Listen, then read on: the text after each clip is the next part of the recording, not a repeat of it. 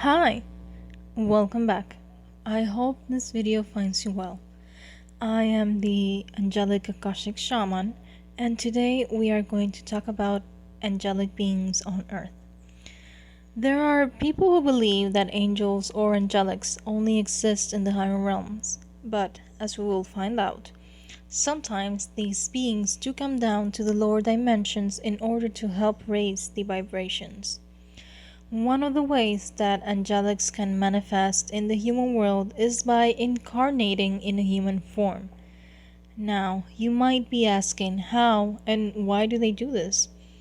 Angels are not supposed to mingle with humans, they're too high vibrational. Well, it's not easy. According to the Akashic records, angels first need permission from God, Goddess, Source to incarnate. It is not something that it is done all the time, and it is not something that is done lightly. After they get permission, the angel then takes a small fractal of itself and creates a soul that is capable of incarnating in a human form, or the form that was agreed upon. The new soul then goes through a process of acclimating by slowly descending the dimensions one by one until they reach the desired dimension.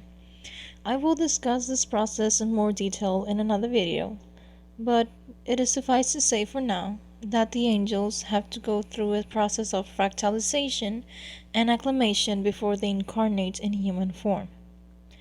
When the angel decides to go into a lower dimensional realm and planet, like Earth, they know that they will be living under a different set of rules and experiences.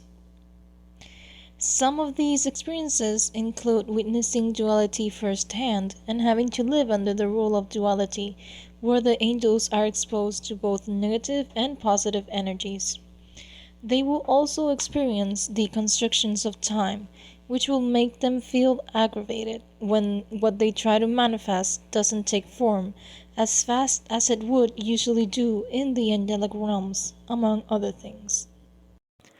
Because experiencing negative energies weighs heavily on incarnated angels, you will notice that they are always surrounded by angels and have a very high degree of spiritual protection. But a lot of people can have these characteristics, right? And not necessarily be incarnated angels. So if you want to know for sure whether a person is an incarnated angel or not, you will have to look at their higher self. If their higher self is an angel, then that person is an incarnated angel here on Earth. Another fun fact is that any angel can incarnate on Earth if they choose to. As of the making of this video, I have read for, seen, and become aware of Elohim, archangels, and even seraphim angels that have incarnated here on Earth. Now, why would angels incarnate though?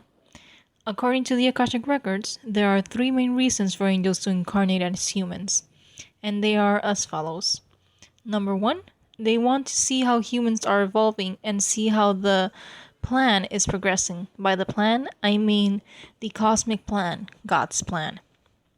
Number two, they report the progress back to Source, God, Goddess. And number three, they are here to help raise the vibration of the Earth, so that she and everyone who chooses can move into the next phase of the planetary cycle, which is to transition into the fifth dimension. Number two, angelic DNA. For some angelics, their angelic essence comes from having angelic DNA. According to my guides, this angelic DNA comes from them being the descendants of the Nephilim that were the product of the Watchers and human woman. Another way you could have angelic DNA is if you were the descendants of a collective that came directly from the angels, like the fairies.